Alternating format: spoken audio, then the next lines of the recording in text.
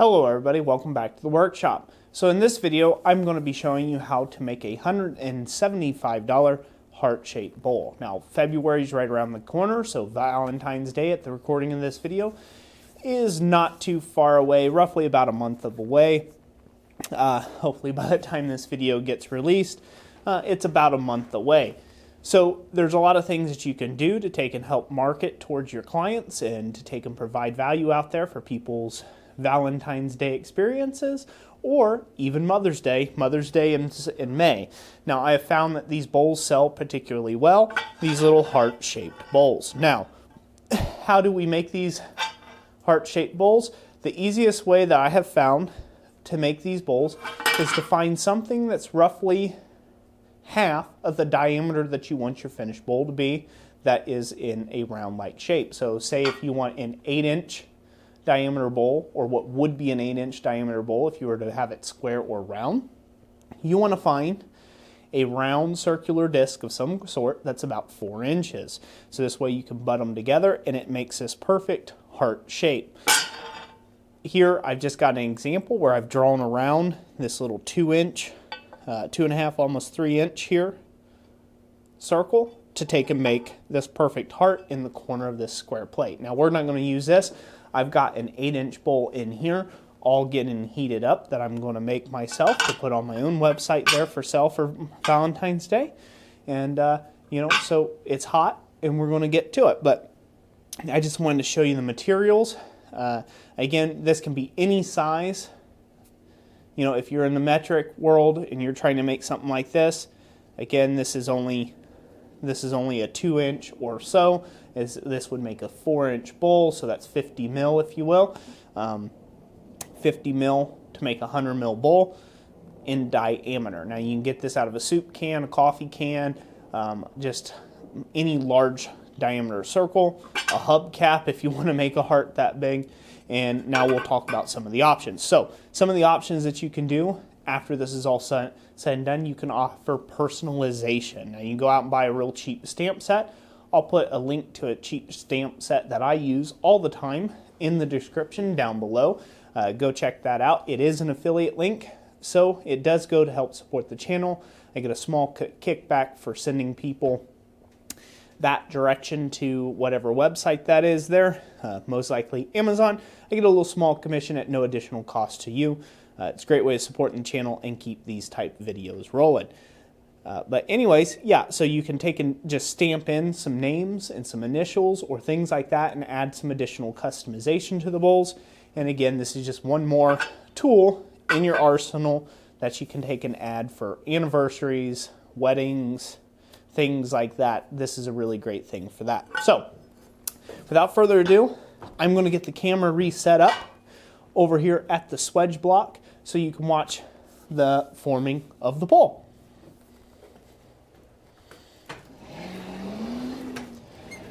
So I have this plate of steel thoroughly heated, nice and hot. I am going to grab at the tip of the heart and we're going to sink the lobes of the heart first and foremost. You know, I try to just scrape the piece of steel around in the fire a bit to get some of that excess scale off.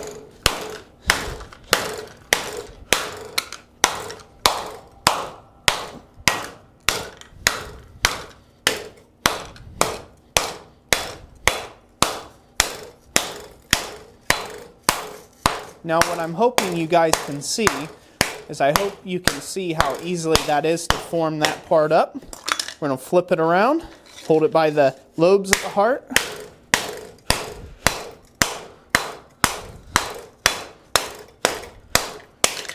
And we're going to hammer the rest of it.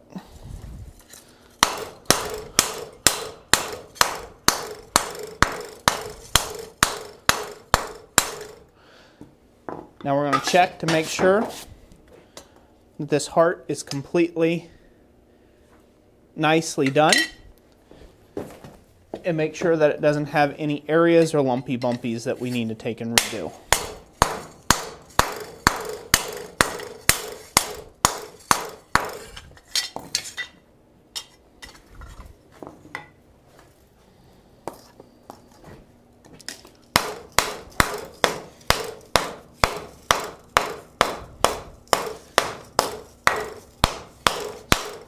So again, you want to heat this as many times as you need to make sure that the bottom is nice and smooth.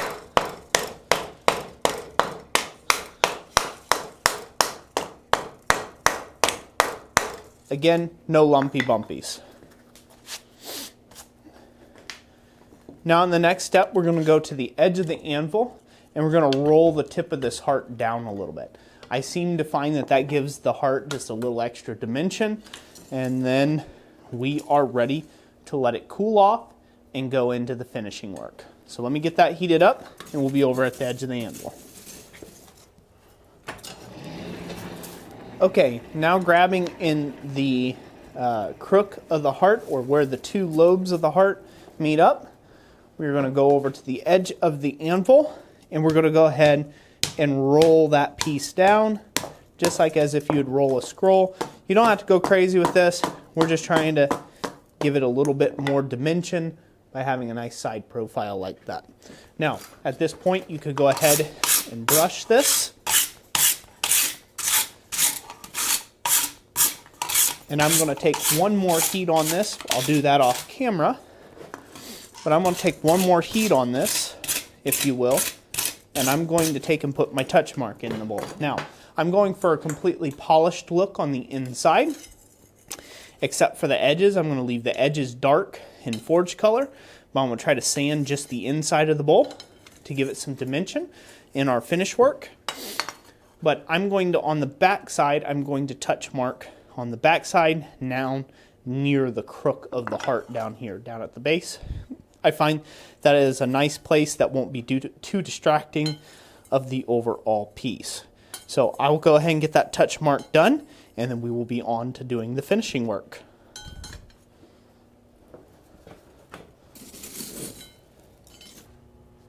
Okay, so here we are. Now we're ready to do the finish work. Now I want to start by saying you do not have to do this exactly the same, and I actually would hope for you to take an experiment with doing your different types of bowls and vessels and things and come up with different designs and styles, and I'm just hoping to show you the different things that you can do, give you some possibilities that you can work into your workflow and into your income. So again, you do not have to do exactly what I do like I'm doing in this video. This is simply just me kind of going about my day, making my own things creatively, and I hope you'll do the same.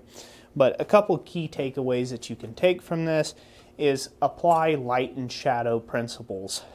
That's what I'm doing here. In all my work, I try to play off of basically the light and the shadow. So I try to create shadow lines, I try to create areas that are brighter, areas that are darker, to give visual interest.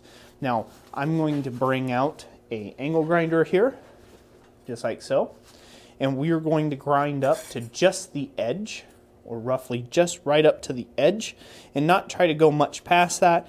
And I'm going to leave basically a dark border, and then I'm going to buff that area with a Scotch-Brite wheel, and then I'm going to go into it with a polishing wheel as well. So I'm going to work that down several times. I'm not going to show all bits of that details. You guys could figure that out for the most part yourselves, but I'm going to show you kind of how this will look once I get done with grinding here.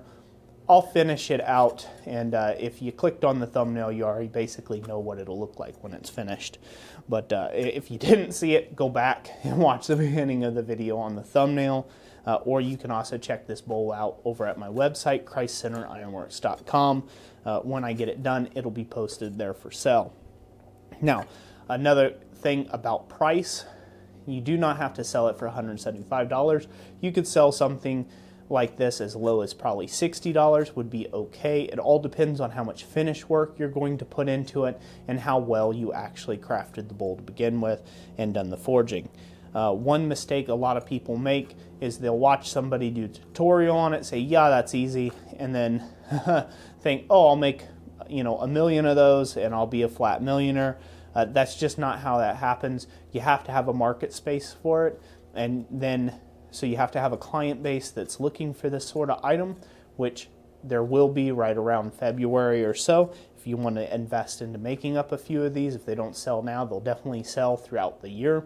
But you want to have a market base first, and also you don't want to kid yourself. This isn't exactly very easy. I make it look easy, but I've been doing this now for coming up on 11 years. So again, be kind to yourself, be realistic about time. A 12-minute YouTube tutorial just won't exactly cut it.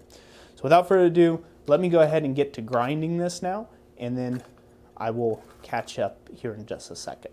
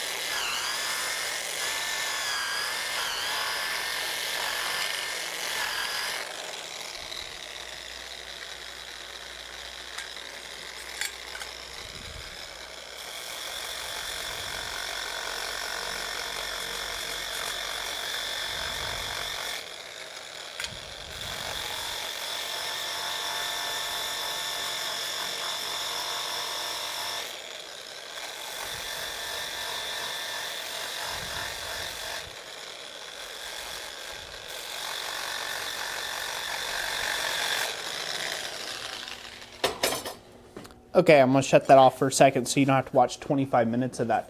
Basically what I'm trying to do is I'm trying to stay off this edge to leave kind of a dark area around, and then just work just this inner portion to take and get it sanded up. Now we're just trying to sand down through the initial scale, make sure there's no rough areas in there. I'll work that out in progressive grits. After I'm done with this sanding grit, I'll go to a soft sand pad here, and this will take quite some time. Usually my finish work for a lot of my items take between a half hour to about an hour and a half, depending on what it is and how high of a finish that I'm going. This particular bowl, I'm going for a mirror finish on the inside here. So to get to mirror finish, that's going to be a good, like I said, good hour and a half of work, just so this way you know what you're into. That's also the reasoning for the price. Again, you can charge what you need to take and get for your shop rate. My personal shop rate's $100 an hour, and these, as long as I'm making them in a consistent flow, I can make that rate. Sometimes that's not so happen. Like say if this is a custom bowl and I have to put some stamping in it, obviously I can't just rip out a bunch of these at once and make that shop rate in an hour. And so therefore I have to charge a little bit more for the customization on these type of bowls. So just be aware of that when you're creating your own product for your own shop. So I'll go ahead and clip out here, and I will come back after I've got most of the sanding done, and then we'll finish up this video.